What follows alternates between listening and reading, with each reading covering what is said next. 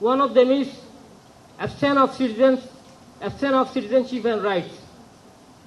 The denial of our citizenship remains the greatest obstacles. Without legal recognition as citizens of Myanmar, we fear that we will be remaining voiceless, stateless, and excluded from the opportunities to live a dignified life. The second is militarization and ongoing violence. The Myanmar military and the Arakan army have been the very force of our suffering, killing, displacement, and the massacres. As we know, over 150,000 Rohingya people were forced to flee again just last year to Bangladesh, joining us. And even today, you can see, if you go to Naf River, you can see the Rohingya crossing the river, fleeing to Bangladesh. We are getting the news from the ground, from our community, from our brothers and sisters, how they are suffering, the atrocities, how they are facing the daily arbitrary detention, the massacres, the shielding, and even today there are more than 5,000 people just waiting at the border to cross the border to come to the refugee camp in Cox's Bazar to join us, because there are unrest, atrocities committed by the Arakan army, the rebel group. So no one feels safe to return under such conditions. We need to make it safe. We need to make it safer for us. So we would like to go back and we can rebuild. For that, we call the international community, especially we have the IIMM, 𝗲𝗲𝗹𝗵𝘁𝗀, the Fortify Rights and other human rights organizations. Please push your governments, please push ICC and ICJ to hold the perpetrators accountable and to bring them to your justice mechanism, to your arrest them, release the arrest warrant, and take action against all perpetrators. So, lack of accountability, this lack of accountability is one of the challenges that are preventing us from going to Myanmar. Not a single perpetrator of genocide against Rohingya has been held accountable yet till today. So with the justice and guarantees of non-repetition, we fear history will repeat itself. And destruction of homes and livelihoods. Our villages were burned to ash. Our lands, our farms, our livelihoods and our homes were systematically confiscated and destroyed. We cannot return to nothing without the restoration of our property and the means to rebuild our life. A sustainable and dignified return is not possible.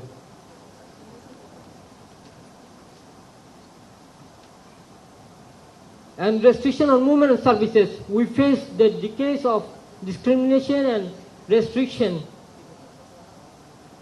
We were unable to move freely, denied our education, as one of my previous speakers explained how he could not complete his graduation, he could not go to university to study higher education in Myanmar. Same as to me, I faced the same. I was studying in the second year in the City University in 2012, and there was the riots, the religious violence against Rohingya people, and I was excluded from my university, and I could not complete my graduation. Our education was totally banned. Our movement was totally banned. We were totally restricted. We could not even go to visit our relatives in other villages. If we needed to go to the town in emergency situation, we had to take a lot of documents from the administrator, from the police station, from the army, from many people. And so the movement restriction and the exclusion, the restriction from the services are one of the main challenges that force us to flee from the country. That we fear if we face again, if we go back to Myanmar without all of this, without solving all of these issues. So we imagine a normal life, like many of you live, a life where we can travel freely, seek knowledge and expand our horizon. We cannot rely solely on the promises from Myanmar military or the Arkhan army, who themselves carried out genocide against us. They are perpetrators. They killed our mothers, sisters. They raped our mothers and sisters. They killed my people. So, what will satisfy us is the guarantee of safety, dignity, and rights. We will only feel safe if there is a strong international presence, the UN peacekeepers, the United Nations, Asian member states, and other credible actors monitoring our rights and security on the ground. And most importantly, we need to empower ourselves. We need to be equipped to protect us, to protect ourselves, to defend our community by ourselves. So we can make it safer for my community. We also look to Bangladesh and OIC members, states, and the United Nations to act as our guarantors in this process. Most importantly, the assurance must include the full citizenship rights, the accountability for the crimes committed against us, and the involvement of us in the repatriation process. The world has shown us immense sympathy, for which we are grateful, always grateful. But sympathy alone cannot rebuild a nation. We need action to rebuild. Action rebuilds, accountability rebuilds, justice rebuilds. So we need action now, and we need accountability now. We want justice. We want justice. Dear Excellencies and stakeholders, we the Rohingya people want to return home. Bangladesh is not our country. We are guests here, and we will go back to our home. We want to go back home. And we do not wish to remain refugees here forever. We appeal to the international community and all stakeholders, please work to ensure justice, accountability, and genuine political solution in Myanmar. And please help us make our reputation possible, not just possible, but meaningful, dignified, and permanent. Thank you so much.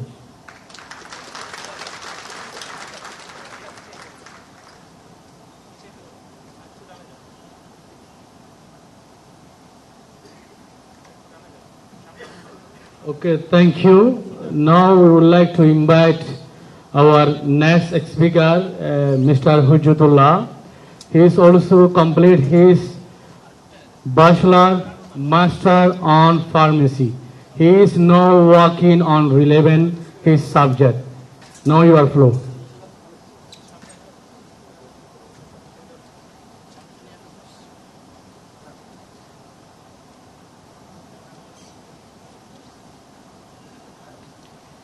Dear Excellencies, distinguished leaders, and respected guests, today, a Rohingya girl is standing before you who have faced genocide at the age of 10.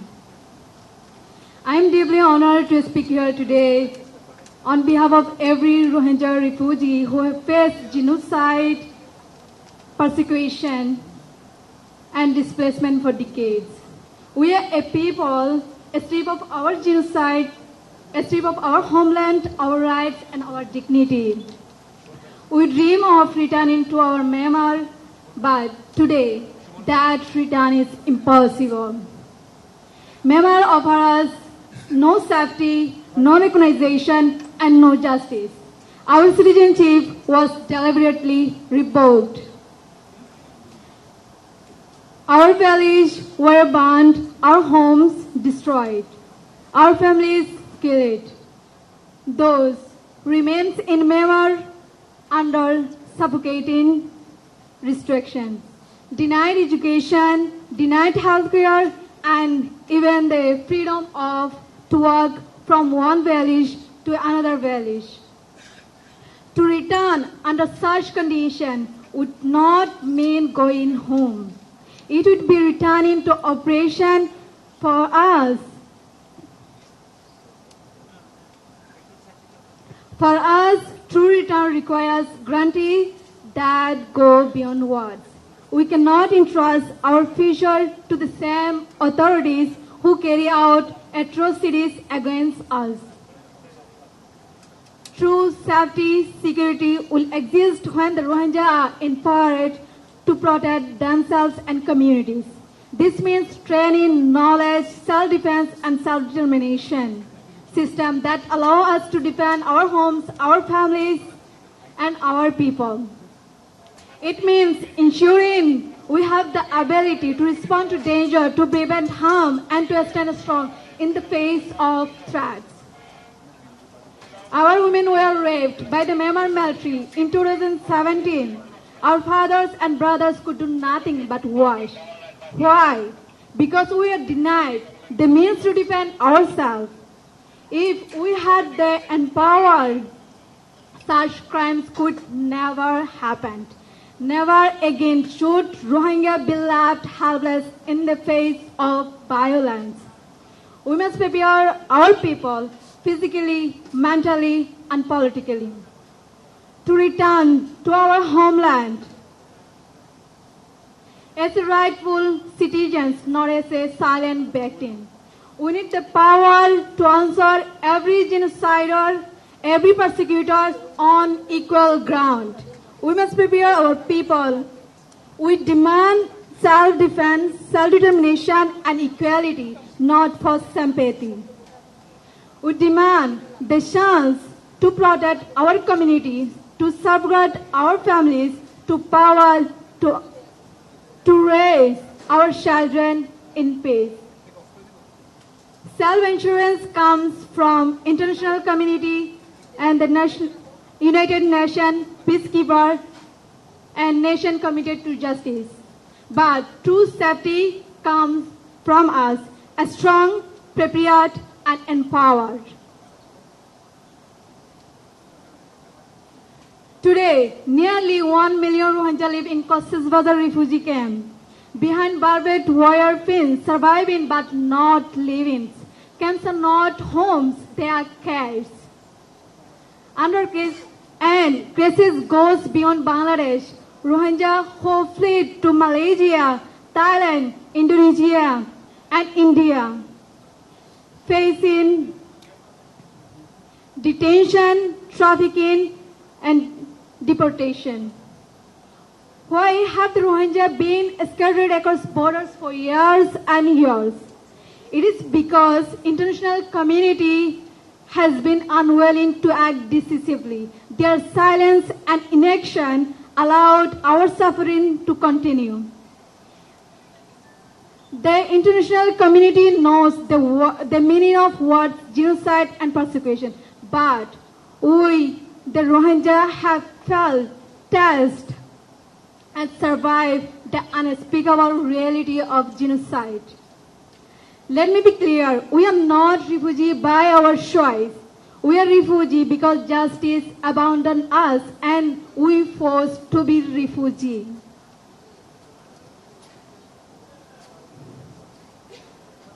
We are not asking for sympathy or charity from the international community. We are demanding dignity or rights to live and equipment to empower and defend ourselves.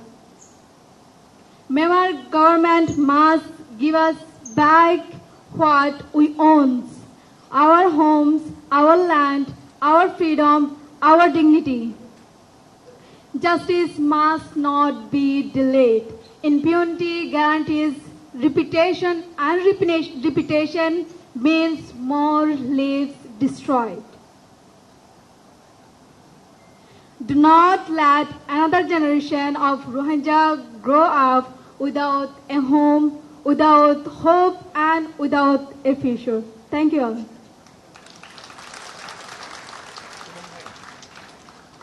Okay, thank you, our speaker. Now we have another speaker. The topic is, what is your life in refugee camp and what kind of changes do you want to see in the future in terms of shelter and education and health care? Everyone knows we have been facing so many difficulties in the refugee camp, overcrowded and limit with health facilities, proper access to education. What we are getting education opportunity in the refugee camp is all are the informal and like very basic level. It is the time in that the concern of our generation future in the refugee camp. To discuss and to talk with us about experience of the refugee life is called Mr. Hujjatullah. Please welcome.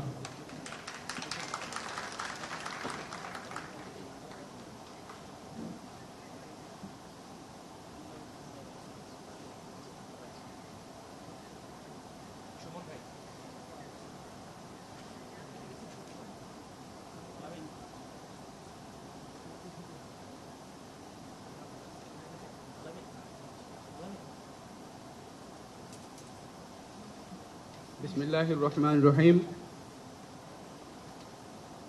Honorable guests, respected brothers and sisters, thank you for giving me the floor to speak on this important dialogue session on behalf of my community, the Rohingya community. I want to share some experiences about the camp life. Life in the camp is a daily struggle. We depend on aid for survival, but most of the support is short-term and reactive. Families live with uncertainty, restrictions on movement, and very limited opportunities. The delay in repatriation combined with absence of justice and accountability created deep psychological stress among the community. For new arrivals, life is even harder, as they often lack the shelter support and their children are denied access to learning centers.